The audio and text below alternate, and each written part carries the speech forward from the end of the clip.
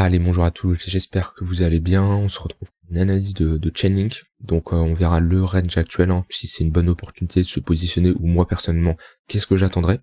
Et je vous parlerai aussi globalement qu'on a une cassure de range. Pourquoi on a un pullback souvent, et que c'est un pullback qui fait office de support ou de résistance en fonction de globalement comment on casse à la hausse ou à la baisse. Voilà, je vous expliquerai la manière de pourquoi on a souvent un pullback qui se met en place. Donc pour votre culture, on va dire, de trader et d'investisseur, ça peut être quelque chose de très intéressant.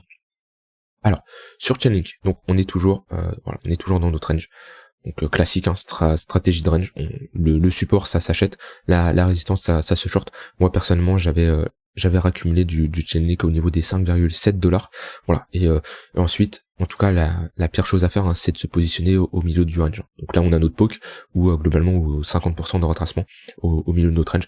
C'est le pire endroit, parce que c'est là où il y a le plus de développement de prix. Et souvent, c'est une zone où on va venir y passer pas mal de temps pour créer de la liquidation au nord comme au sud, pour pourquoi pas par la suite aller la chercher. Donc c'est pas une bonne zone de se placer ici. Puis d'un point de vue risk reward, mettre un stop loss ici pour aller prendre un take profit ici, c'est pas la meilleure chose que rentrer sur un bad range et mettre un stop loss pourquoi pas ici et prendre un TP ici. On voit qu'on a un écart qui est clairement plus intéressant.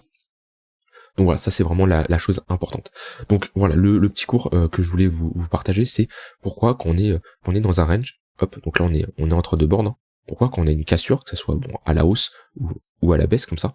Pourquoi on a un pullback qui est souvent fait, et pourquoi on a une réaction. Alors déjà, la première chose, c'est que on va voir, ça va être une zone qui va être très regardée par les acheteurs ici, si on casse à la hausse, et les vendeurs.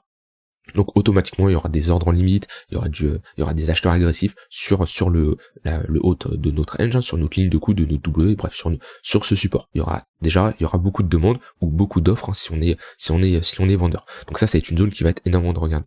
Mais c'est pas la seule chose. Il y en a beaucoup qui pensent que ça c'est pas la seule chose. Quand on est dans un range comme ça, on va appeler ça une zone de combat. C'est-à-dire qu'on va avoir les acheteurs et les vendeurs, voilà, qui vont faire leur bataille entre deux bandes, et à un moment il va y avoir une cassure à la hausse ou à la baisse. Admettons, on a une cassure à la baisse, ça veut dire que les vendeurs, ils ont gagné. Voilà, ils ont remporté la bataille, et les acheteurs, eux, ils ont la tête sous l'eau. Ils ont la tête sous l'eau vu qu'ils ont des ordres en négatif. Donc voilà, admettons quelqu'un qui est rentré sur le bad range, donc qui est une bonne zone de localisation, il a quand même la tête sous l'eau. Donc on va avoir certaines personnes qui vont prendre leur stop loss, on va avoir certaines personnes qui vont se faire liquider, certaines personnes qui vont clôturer eux-mêmes leur position. Voilà, ça va être, il va y avoir ces gens-là. Mais il va y avoir aussi des gens qui vont holder, qui vont se dire, ok, moi je suis en perte, de 40-50%, mais je garde ma position. Voilà, pour moi, c'est pas une bonne sortie, je ne sors pas là. Et du coup, on va avoir un rebond, chose qu'on fait assez souvent, parce que le marché, comme je dis, c'est pas to the moon, ou enfin, c'est pas à la cave ou direct to the moon, c'est-à-dire qu'on va avoir des phases de creux et sommets de plus en plus bas.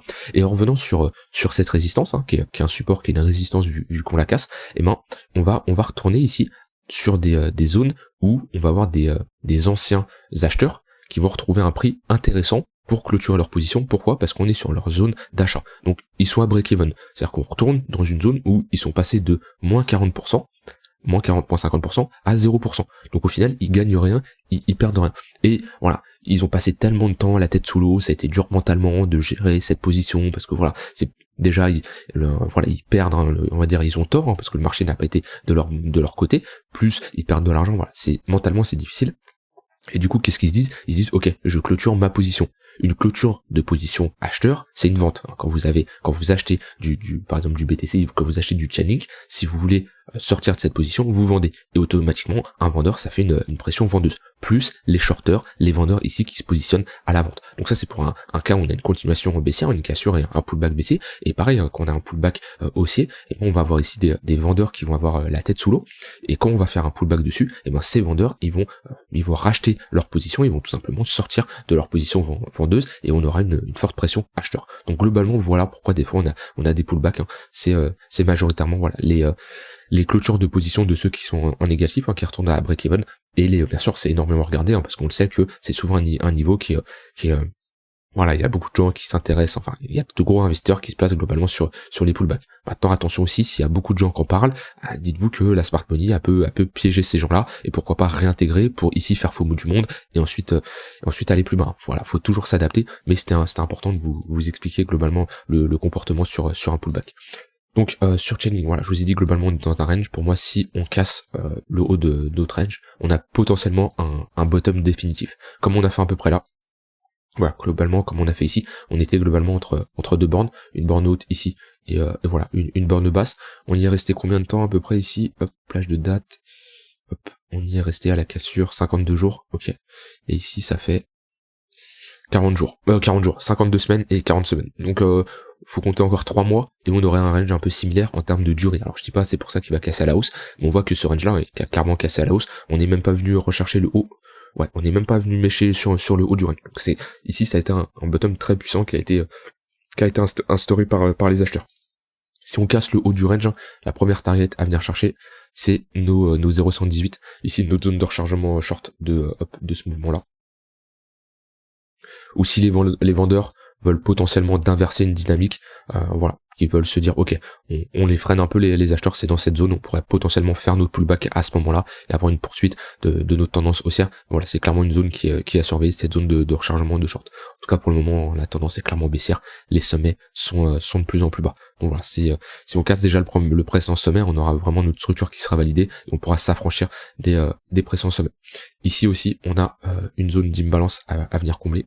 Si je mets notre volume profile, hop, voilà, on voit qu'on a un déséquilibre de marché. C'est-à-dire que, je vais me mettre sur du daily, ça sera plus simple. Voilà, on voit on a des trous dans ce volume profile. Voilà, ici, on a des petits trous, hein, c'est là où il y a eu très peu de développement de prix, et c'est une zone où souvent on vient la rechercher. Le marché n'aime pas laisser des zones où il y a eu très peu de business qui s'est fait. Par exemple, un exemple ici, on a bien chuté, on est venu corriger, combler cette zone d'imbalance. Ok, donc ça c'est la première chose que je voulais dire. Ok, on va enlever ça, tac. D'un point de vue point pivot, ça c'est quelque chose que je voulais regarder aussi. Hop.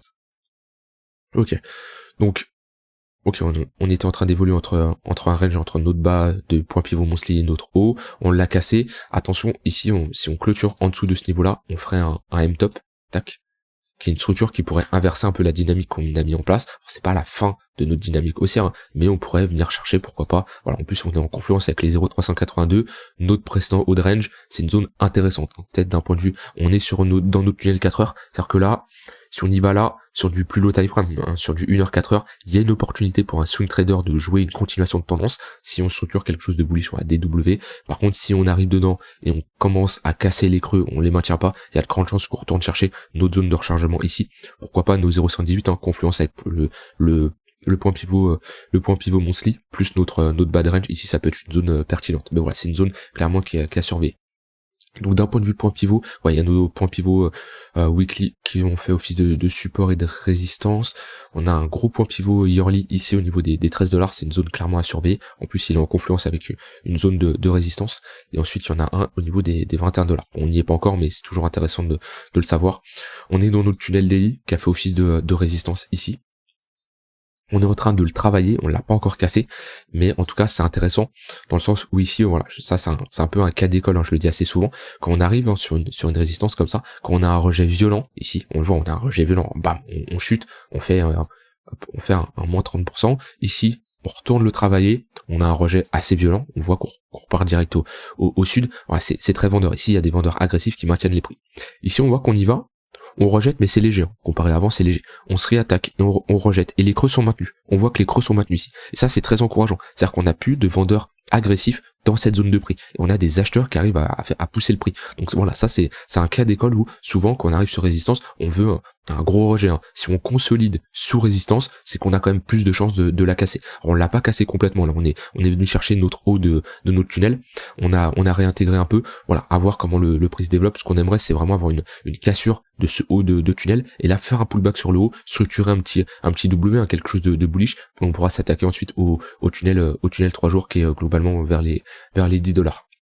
Sur du plus low time frame, voilà, on avait bien notre tunnel 4 heures qui gérait la tendance. Voilà, c'est exactement ce que je veux voir. Vous voyez ici, ce que je disais pour notre tunnel daily, c'est-à-dire le casser et revenir dedans et structurer quelque chose de bullish, bah, c'est ce qu'on a ici. C'est-à-dire que on arrive, voilà, on instaure globalement une tendance haussière avec des creux et des sommets de plus en plus haut, on casse ce tunnel 4 heures, hop, et on retourne, on retourne dedans, et là on refait un W, et on refait des W, et les creux sont maintenus, et voilà, là il y a des opportunités. Ensuite, à chaque fois qu'on retourne dans notre tunnel 4 heures, il fait office de support.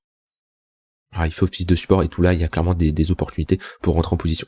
Ici on le casse, on structure quelque chose de bullish et on repart, et pour le moment, voilà, si on revient chercher notre tunnel 4 heures, c'est une opportunité. Pour là, pour du tunnel 4 heures, on est plutôt pour du swing trading, hein. C'est-à-dire que voilà, on est dans une tendance qui est clairement haussière, on le voit en 4 heures, 12 heures, à 4 heures, 12 heures, même daily, hein. Les creux et les sommets sont de plus en plus hauts, bien même qu'on soit dans un range weekly, hein. Là-dessus, il n'y a pas de problème, mais à l'intérieur d'un range, sur du plus low time frame, il y a des tendances, hein. On le voit, ici on a une tendance haussière, comme ici on a une tendance plutôt baissière dans cette phase-là. Donc voilà, ça c'est à surveiller, mais dans un range, rien ne vous empêche de vous positionner sur du plus low time frame pour rentrer en position sur une tendance haussière ou baissière.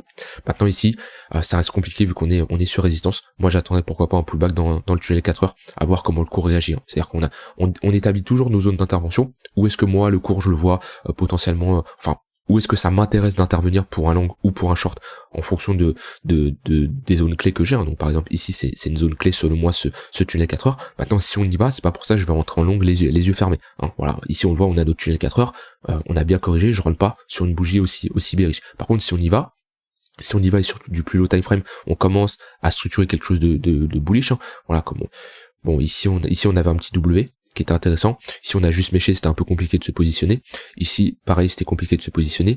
Ici il y avait une opportunité, mais on n'a pas clôturé au-dessus, on n'a pas une W qui était validée. Mais voilà, ici la meilleure opportunité que je vois, c'est ici. Voilà. On fait office de support, on a un point pivot mon stick qui est juste en dessous, et on structure un W. Donc là-dessus, on peut avoir une entrée, hein, sur la cassure de la ligne de coup. Pourquoi pas un stop loss sous le précédent, sous notre précédent point pivot monthly et sous le tunnel 4 heures. Après vous targetez ce que vous voulez. Voilà, si on y va, hop, et qu'on structure quelque chose comme ça, et bon, on peut avoir une entrée intéressante, même avec un stop loss en dessous du tunnel daily, et aller targeter voilà, notre sommet ici, ou notre zone de rechargement.